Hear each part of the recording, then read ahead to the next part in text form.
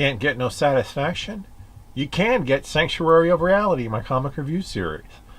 Here we go with Church and State Chapter 34 in Cerebus issue 85, Missing It for the World.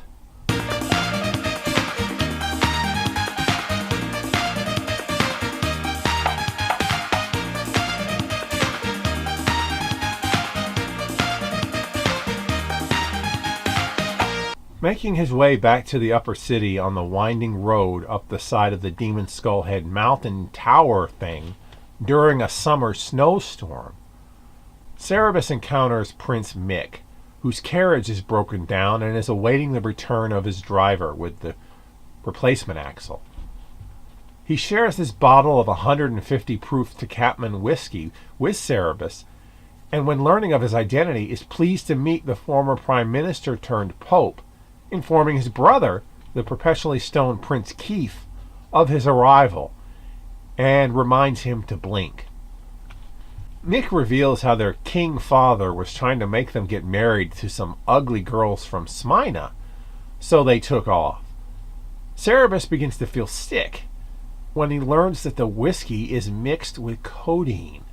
He vomits and hallucinates that his body parts are drifting apart from one another. After throwing up again, Cerebus feels better than he ever has in his life, finding everything, including Mick, beautiful. So much that he offers to give Mick all of his gold. Mick is thrilled with his notion and goes to tell Keith, who has disappeared. Where is he, and what familiar face does he bump into? I've noticed this is an extremely animated issue. Mick, Keith, and especially the drug Cerebus are almost cartoony in their art styles and mannerisms.